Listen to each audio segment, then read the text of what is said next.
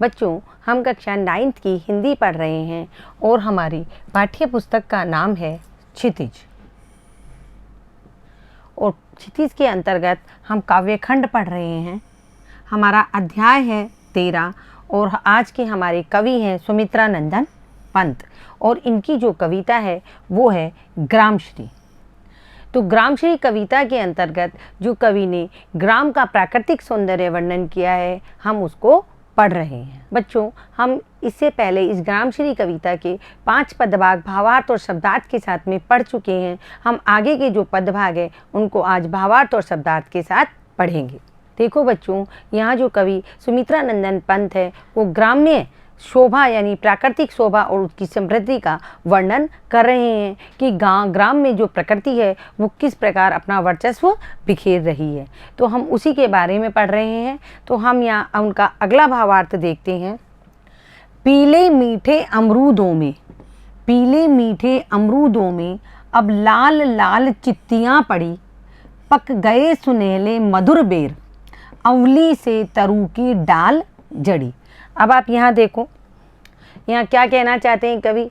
कवि अब तक बसंत ऋतु का वर्णन कर रहे थे। पिछली बार हमने बसंत ऋतु का वर्णन पढ़ा था कि किस तरह पुराने पत्ते झड़ गए और उनके ऊपर नई नई पत्तियाँ आ गई है, कोयल मस्त होकर के किस प्रकार कूक रही है, उसका वर्णन पढ़ा। अब हम यहाँ देख रहे हैं किस प्रकार फलों के पेड़ है, जो पेड़ों पर जो फल लगे हुए हैं वो फल किस प्रकार पककर तैयार हो गए हैं, उनके बारे में कवि ने यहाँ बताया है। तो हम पहले इसके शब्दार्थ देखेंगे। चित्तियाँ, चित्तियों का अर्थ है रेखाकार या निशान। आपने अमरूद देखा है पका हुआ, पीले रंग के पके हुए अमरूद के ऊपर छोटे छोटे लाल लाल निशान होते हैं। पक गए सुनहले मधुर बेर, सुनहले मतलब बिल्कुल गोल्डन कलर के हो गए हैं, पीले पीले। और मधुर का यहाँ अर्थ है मीठे। अवली से तरु की डाल जड़ी, अवली का मतलब होता है छोटा आंवला। जो छोटे छोटे आंवले वो जो होते हैं उन्हें अवली कहते हैं। और तरु का यहाँ अर्थ है पेड़। तो आप देखो पीले मीठे अमरूदों में, तो यहाँ क्या है, गांव का जो प्राकृतिक सौंदर्य है उसको देख करके कवि क्या कह रहे हैं कि अमरूद पहले क्या हुए, पहले पीले रंग के हुए और जब पूरी तरह पक गए तो उन पर रेड कलर की चित्तियाँ यानी लाल लाल धारियाँ उनके ऊपर पड़ गई है। अर्थात वे पककर कैसे हो गए हैं, वो पककर स्वादिष्ट हो गए हैं यानी मीठे हो गए हैं।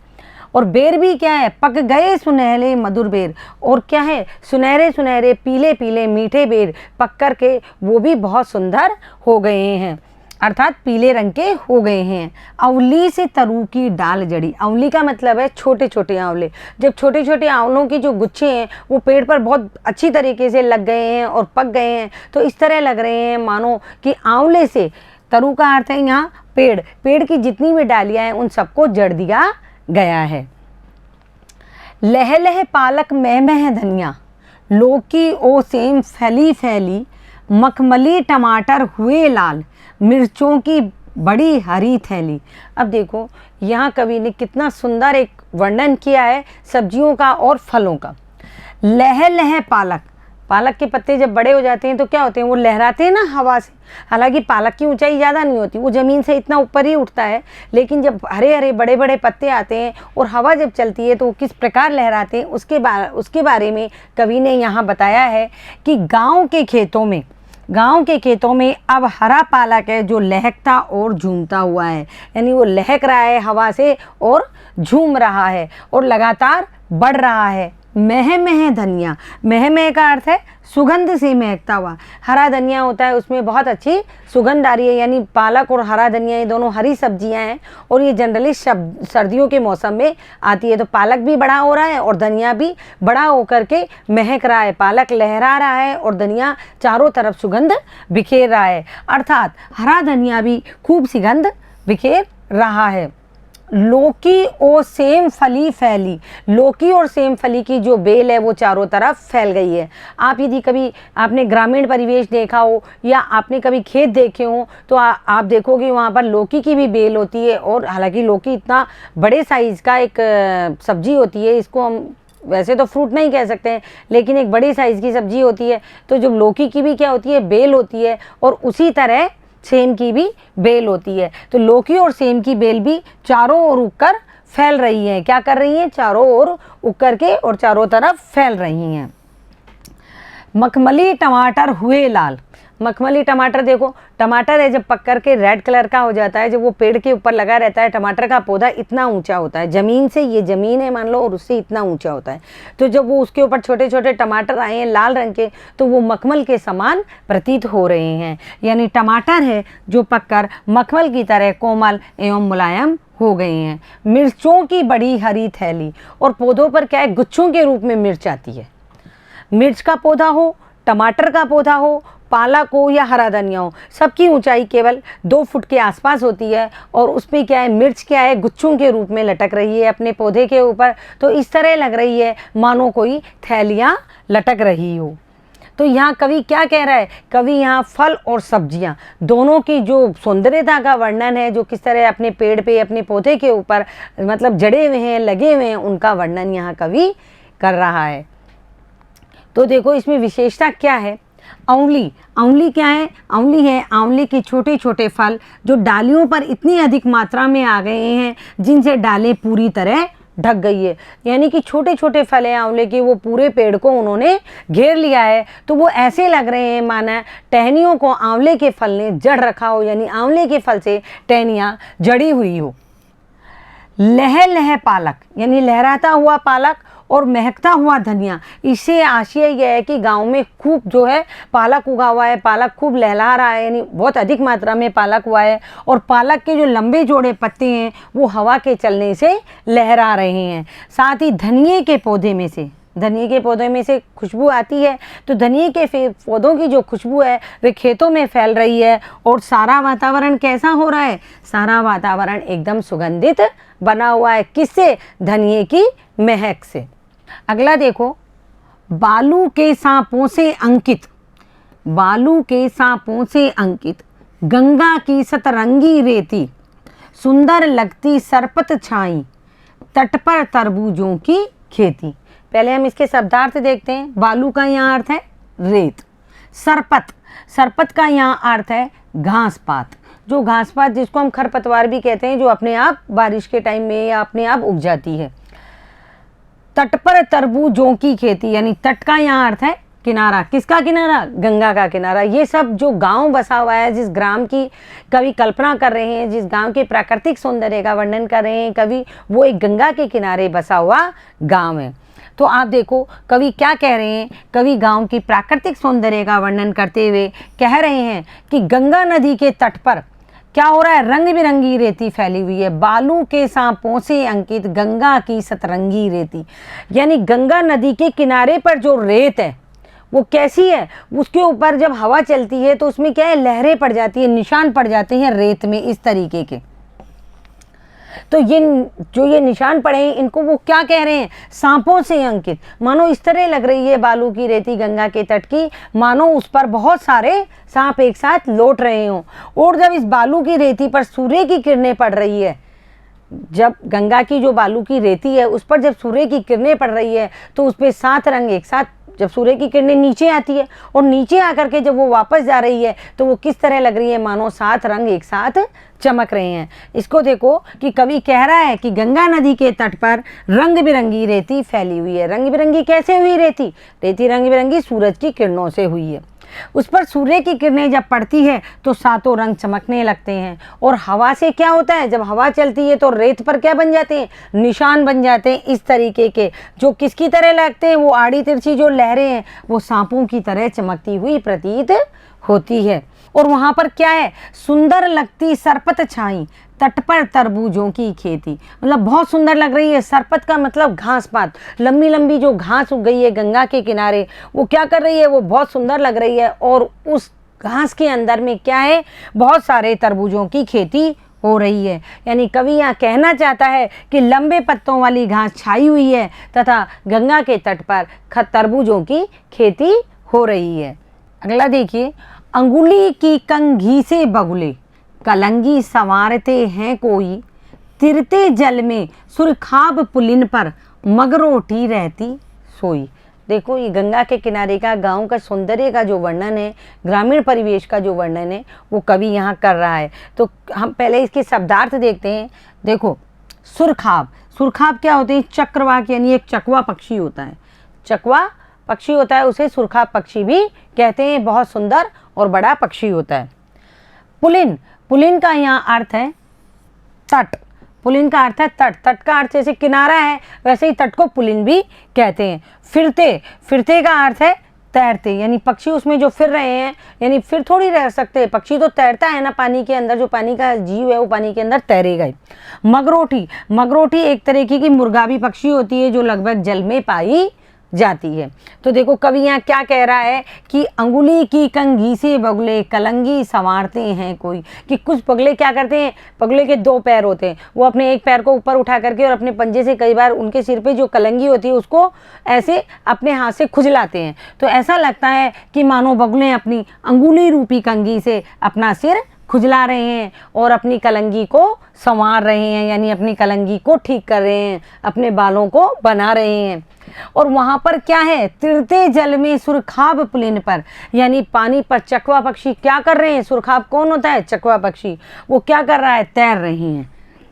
तथा कहीं पर मुर्गाबी भी सोई रहती है, मगरोटी रहती सोई। और कहीं कहीं जो मुर्गाबी ये भी जलीय पक्षी होता है, ये क्या रहता है, कहीं कहीं पर पानी के तट पर ये भी सोया हुआ है। अर्थात गांव को गंगा तट का जो वातावरण है वो अति रमणीय दिखाई देता है, यानी गंगा के किनारे जो ग्राम बसा हुआ है वो ग्राम पक्षियों से, फलों से, फूलों से, पेड़ पौधों से और सुरम्य वातावरण से बहुत सुंदर दिखाई, यानी मनोरम और अति रमणीय दिखाई दे रहा है।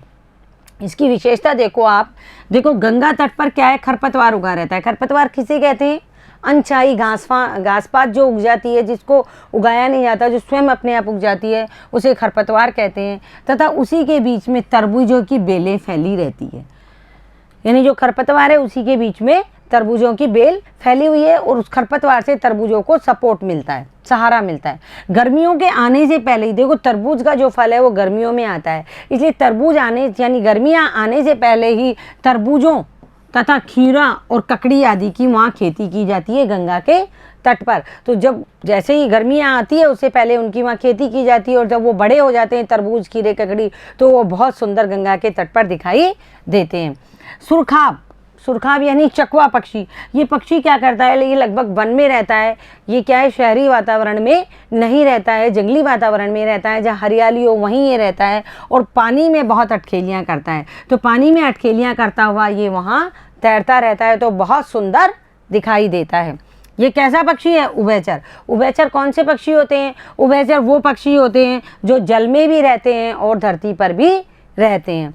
और एक ऐसी मान्यता है कि रात के टाइम में जो ये चकवा पक्षी है अपने जोड़े से बिछड़ कर के अलग हो जाता है। अब हमारा अगला पद भाग है हसमुख। हसमुख हरियाली हिम आतप, सुख से अलसाए से सोए, भीगी अंधियाली में निशी की, तारक स्वप्नों में से खोए। देखो यहाँ कवि ने दिन की धूप और रात्रि के तारे और ओस के बारे में वर्णन किया है। तो कवि पंत है जो गांव के प्राकृतिक मनोरम वातावरण का यहाँ वर्णन कर रहे हैं। तो हम पहले इसके शब्दार्थ देखते हैं। हिम आतप, हिम का मतलब है सर्दी और आतप का मतलब है सर्दी की धूप। अलसाए, अलसाए का अर्थ है आलस से भरे हुए। निशी, निशी का अर्थ है रात, निशी का अर्थ है रात्रि, रजनी का अर्थ भी रात्रि, ये सब एक दूसरे के पर्यायवाची हैं। अंधियाली, अंधियाली का अर्थ है अंधेरा।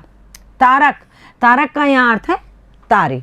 तो अब देखो हम इसका भावार्थ देखते हैं। हसमुख हरियाली हिम आतप, यानी कवि पंत गांव की प्राकृतिक मनोरम वातावरण का वर्णन करते हुए कह रहे हैं कि गांव की जो हरियाली है वह सूर्य की धूप के कारण कैसी हुई प्रतीत होती है, कैसी प्रतीत होती है, हंसती हुई प्रतीत हो रही है। यानी सर्दियों में हिम आतप, सर्दियों की जो धूप होती है वो बहुत सुनहली और बहुत अच्छी लगती है। जब वो धूप किस पे गिरती है, गांव की हरियाली पर गिरती है, तो हंसती हुई प्रतीत होती है। तो सर्दियों में हमेशा कैसी धूप होती है, सर्दियों में हमेशा मन भावन धूप खिली रहती है, यानी सर्दियों में धूप में बैठने का मन करता है।